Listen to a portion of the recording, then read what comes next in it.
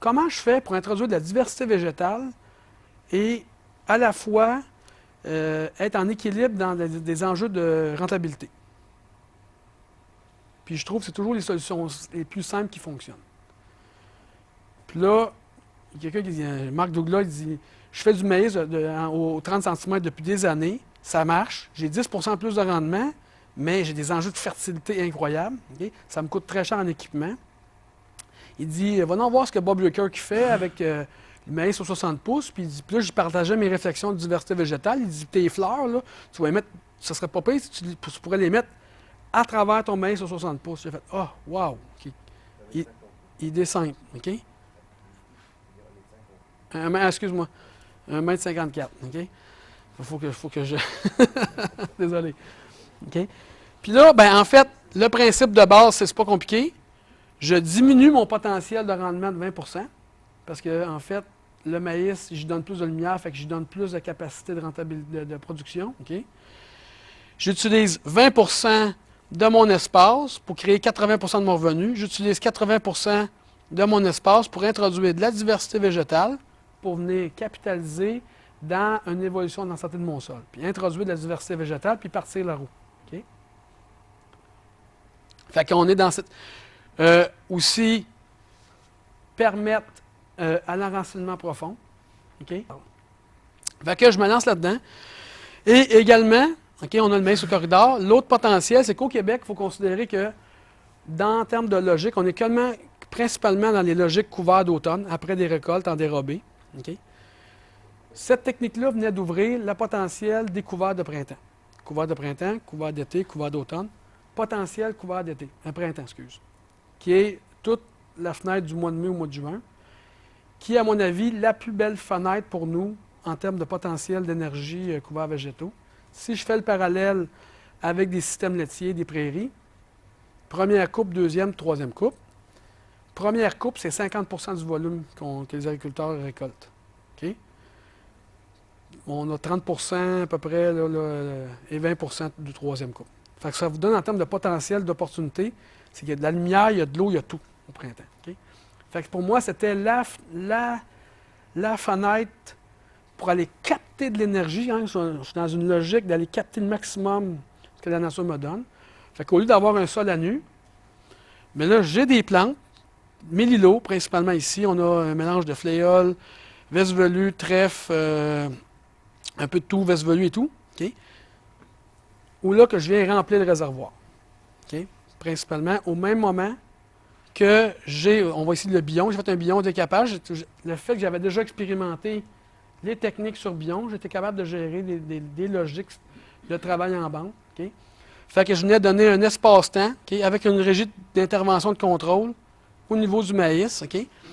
Puis le maïs, ben, ça n'aime pas beaucoup la compétition de 0 à 4 feuilles, même à 6 feuilles.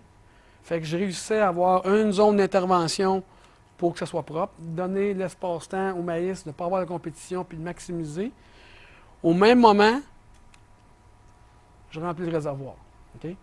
Ou est-ce que je peux venir, après, soit j'ai fauché, okay, ou roulé, okay, et réimplanter d'autres couverts. Ce couvert-là, après, pour le maîtriser, il est roulé ou fauché? Ça, cette fois-ci, là, il faut se dire, c'est une photo que j'ai prise dans mes débuts.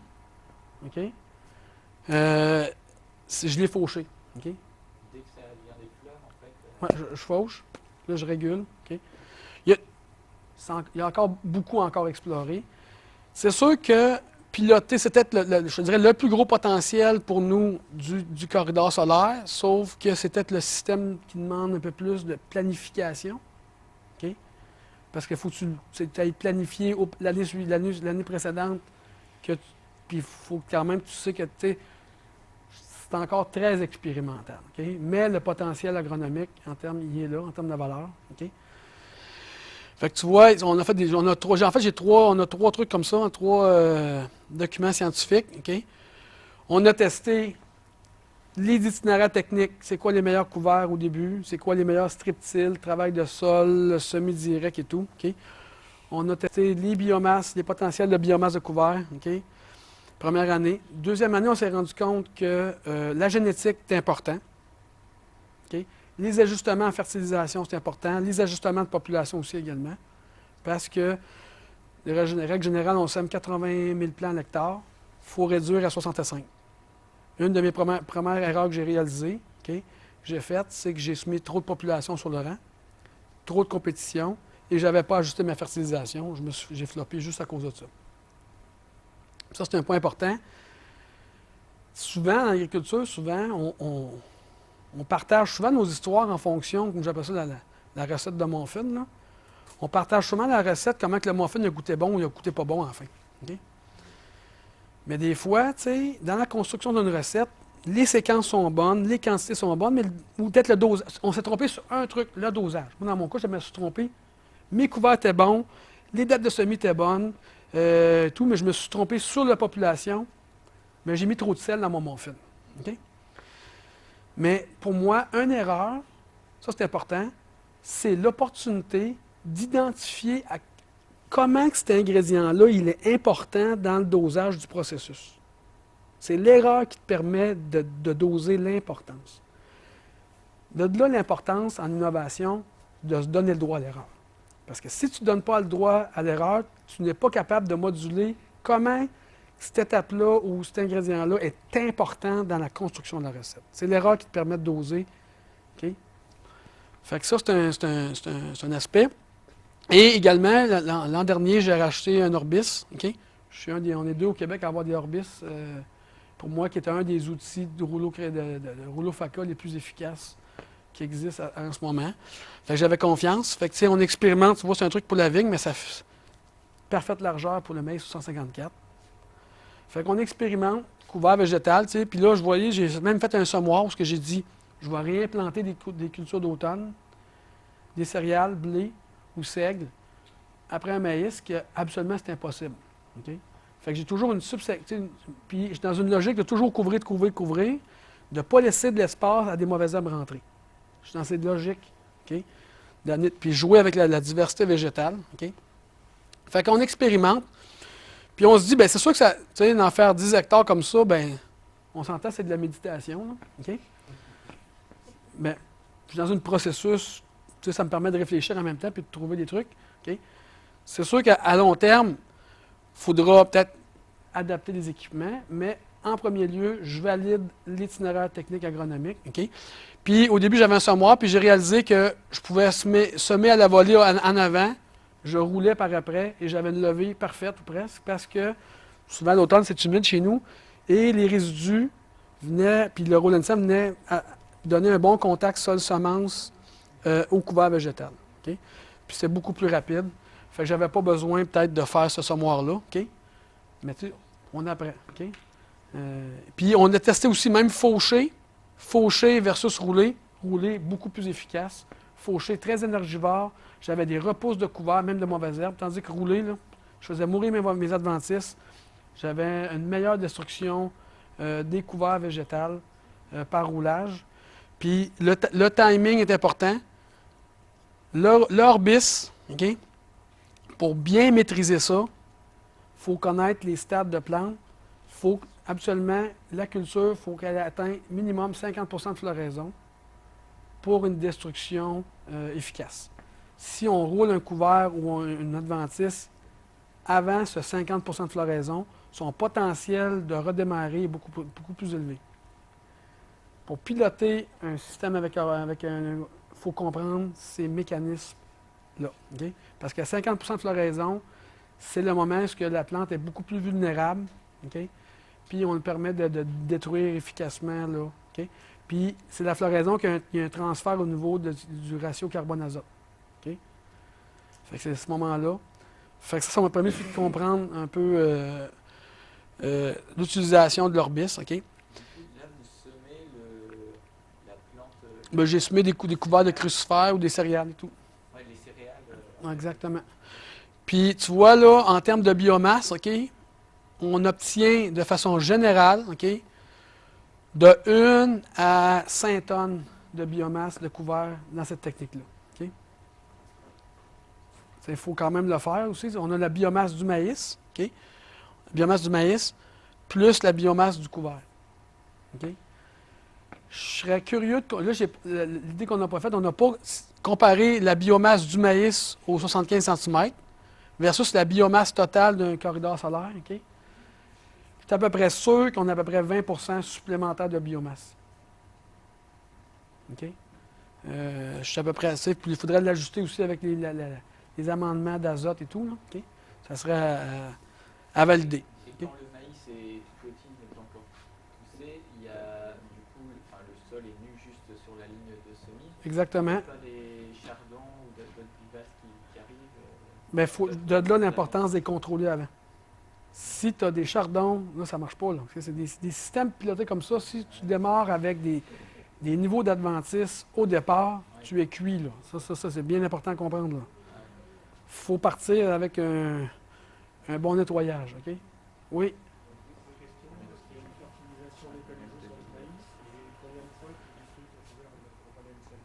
Une fois. La destruction, c'est une fois de destruction. Ça fonctionne assez bien. Au niveau de la fumure, moi, j'étais en bio, OK? Fumier, je mettais du fumier à l'automne sur mon couvert et je mettais du fumier en poste levé avec 4 feuilles. OK? Fumier de volaille à peu près, peut-être un 4 tonnes à l'hectare là, de fumier complet partout. OK? 65 000 plants à l'hectare, d'à peu près 10 cm, pas plus que 10 cm, parce que si tu augmentes plus que ça, tu augmentes ta compétition interne. Tu sais, ici, en termes de masse racinaire, tu as une plus grande compétition au niveau du maïs. Ils ont peut-être plus de champs d'exploration. OK? Et,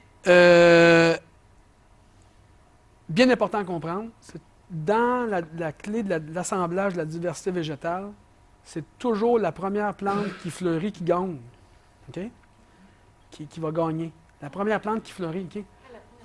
Fait que dans notre cas, c'est le maïs. OK? Vous comprenez?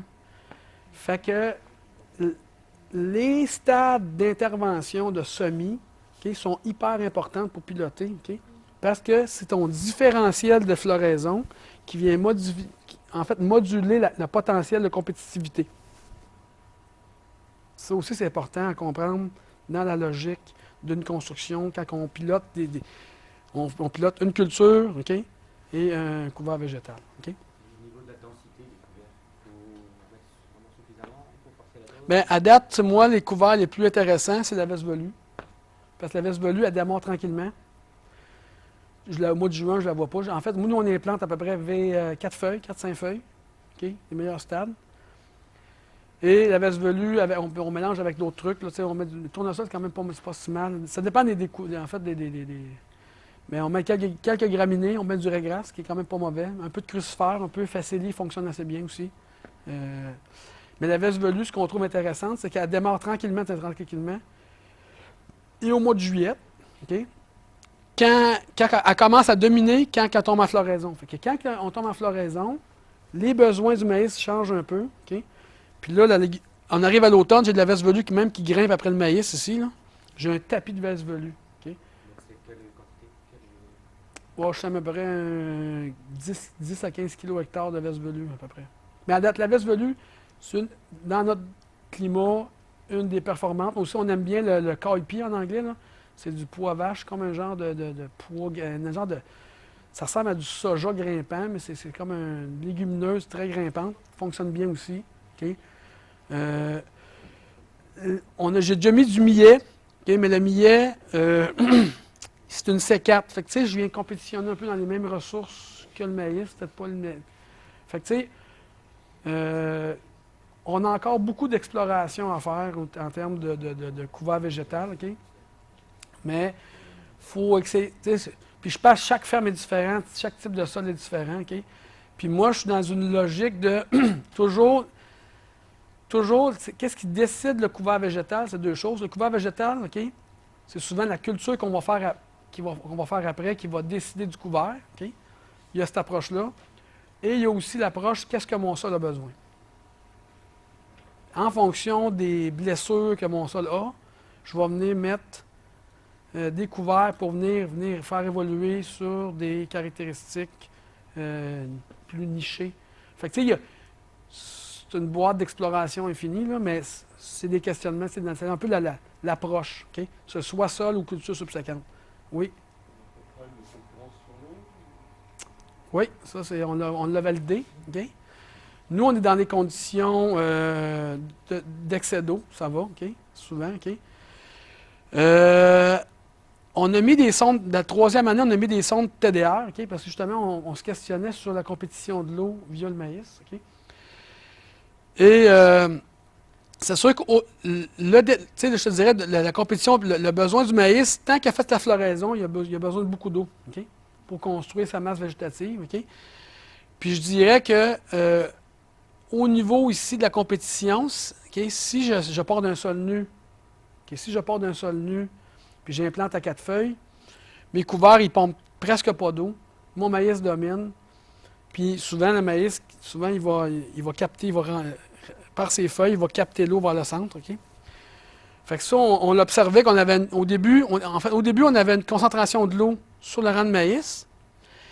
Mais là, ce qu'on a observé, OK, qu'on a compris, c'est que plus tard en saison, OK, plus tardivement, puis vous voyez, un peu les feuilles sont beaucoup plus horizontales, sont moins perchées comme ça. OK?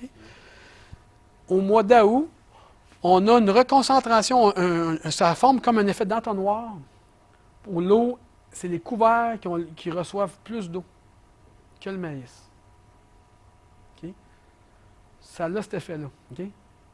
La répartition de l'eau, OK, elle n'est pas la même en termes de surface, d'eau tombée en surface, OK, en fonction du cycle de croissance de la culture. Ça nous a permis, au début, on ne pensait pas ça, mais ça nous a permis de valider cet effet-là. OK? Et c'est sûr que si, exemple, il y a une année, nous, en 2019-2020, c'est 2 printemps très secs qu'on a eus. OK? Très, très, très, très secs. Ça nous a un peu déboussolés. OK? On n'était pas prêt à ça. Et j'avais une parcelle, c'était du seigle. OK? Le seigle a tout pompé l'eau. Là, j'ai eu des impacts. OK? On a semé dans des couverts vivants. OK? On aurait dû réguler. C'est une parcelle qu'on avait. Ça, c'est une parcelle. Ça, c'était pas bio, hein, ici. OK? On arrêtait de réguler au glyphosate pour réduire le couvert avant. Parce que le seigle, il avait tout pompé l'eau. OK? Fait que c'est sûr que la ressource eau est à considérer. OK? Puis peut-être qu'il faut moduler les couverts végétaux en conséquence de ça. OK? Fait que de là l'importance de venir valider à petite échelle au début pour venir valider si ça peut venir impacter ou négativement ou pas. OK? Le seigle était implanté en plein, Ben oui, mais en plein, mais ça, c'est un précédent culturel. On l'a testé en semi-direct dans du seigle. OK? OK? Comme je dis, j'ai fait des tests aussi cette année. Je vois, ça, c'est de la crotte à l'air, caille-pie, en fait, du caille-pie, du pois vache, veste velue. Ça, c'est la crotte à l'air, en fait. Est-ce que vous connaissez la crotte à l'air? La crotte à l'air, je suis un des seuls à faire des trucs comme ça au Québec, en fait, aussi. Là. Okay? La crotte à l'air, c'est une légumineuse. Justement, c'est David Brown, Gabe Brown qui m'ont fait connaître ça. C'est une légumineuse de chaleur, OK? Qui a une tige très rigide, qui a un rôle tuteur, en fait, là. Puis, c'est une légumineuse aussi on n'a pas toujours du succès parce que c'est une légumineuse qu'on n'a pas toujours les rhizobiums associés pour que ça pèse. Si tu n'as pas les bons rhizobiums, c'est une légumineuse qui ne fonctionne pas. Puis on est dans les mêmes rhizobiums que les pinottes, les arachides. OK? Fait qu'il faut mettre de l'inoculum à arachide pour que ça fonctionne. Mais c'est une légumineuse d'été très performante en termes de fixation symbiotique. Steve Grove, David Brown utilisent ce couvert végétal-là. Puis si je fais une petite parenthèse sur la crotte à l'air, tu sais, eux, ils ont des techniques. Pendant 1 an de temps, sur 7 ans, ils ne cultivent 0 récolte. C'est qu'un couvert diversifié, tournesol, machin truc, OK? De fonction, je donne au sol. Okay? C'est une jachère, j'appelle ça vivante, OK? Ça a un effet peut-être de tout pomper du sol, puis on redonne, OK? Puis, dans ça, ils mettent de la crotte à l'air, OK? Puis, un des enjeux, quand on fait des techniques comme ça, imaginez au Québec ou en Amérique du Nord, on se ramasse avec des des 12 puis 14 tonnes de biomasse à l'hectare, OK? On roule ça pendant l'hiver, OK? Imaginez que ça crée un matelas, OK?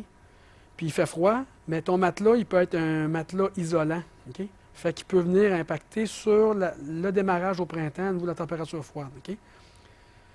Et la crotte à l'air est super importante dans un modèle comme ça parce qu'au lieu d'avoir un matelas qui est complètement collé au sol, on a un matelas qui est soufflé. OK? Puis ça crée des tunnels d'air. OK? Puis ces tunnels d'air vont venir impacter positivement le réchauffement des sols parce que là, tu as une masse végétative parce que le soleil il tombe. OK? Ça fait un air chaud, froid, chaud. Ça induit une circulation d'air plus grande, donc un potentiel de réchauffement plus élevé. OK? Mais c'est important parce que, vous voyez, une technique, tu oublies de mettre la crotte à l'air, tu n'as pas l'effet soufflé, tu deviens avec une problématique majeure. Tu rajoutes un couvert végétal qui a un rôle tuteur, qu'on pense rarement que l'aspect tuteur a un impact, et tu viens de transformer ta problématique en solution. Quand on joue avec la diversité végétale, c'est pour ça qu'il faut avoir un peu les horizons ouverts. Des fois, on peut rejeter de la main une technique, mais il manquait une plante dans le truc pour que ça fonctionne. C'est des légumineuses gélives? Gélive, oui. Gélive, mais elle a un tube creux, très, très, très lignifié. C'est très lignifié, puis c'est en hauteur. Fait que dans un mélange de couverts, elle va venir comme structurer, au niveau de l'hiver, elle va venir créer comme un effet soufflé de ton matelas. OK? Puis, d'inoculum à arachide. OK? C'est une légumineuse un peu particulière, mais intéressante, sûrement d'été. Puis qui est très tolérante à la sécheresse.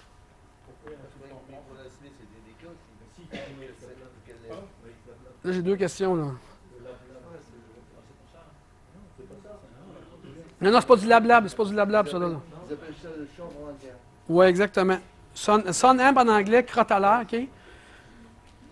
Bien, en passant, c'est une légumineuse. C'est une légumineuse très intéressante à mettre dans des systèmes de sécheresse. Mais je pensais qu'elle était difficile à lever en sécheresse. J'ai pas l'expérience, OK? Sur la Itapad, ils en ont parlé. Non mais vous avez quand même un contexte pédoclimatique favorable, vous n'êtes pas limité par l'eau. Oui, mais ça reste. Vous ne ratez jamais vos couverts. Là, dans votre couvert, le crotalien, il peut ne pas pousser, ou la févre, je ne sais pas. Vous avez quand même un contexte particulier, favorable. Ben, exact, mais ça reste. Nous, on entraîne des couverts. Exact, mais je disais les meilleurs dans votre réalité. Mais je vous donne des idées à explorer, OK? Ouais. Non, mais bon. Mais je comprends votre réalité. Je suis sûr que j'aurais une ferme dans votre réalité. Mais chacun son contexte. Mais bref, ce que je veux dire, je crois que cette plante-là, elle a quand même un potentiel intéressant dans vos systèmes parce que c'est un coup, si elle réussit à germer, OK? Si elle réussit à germer, regardez la masse foliaire. Très, très, très peu de masse foliaire. OK? Ça se piégeait dans un sol sableux? Sûrement que oui. Regarde, à expérimenter une petite parcelle, OK? On va observer. C'est tout. OK? Mais si je regarde les agriculteurs régénératifs nord-américains, c'est une culture quand même. Tu sais, je vous dis qu'est-ce que j'ai fait puis que j'ai expérimenté. Il y avait, je pense, une question en arrière, je pense. Non, ça va.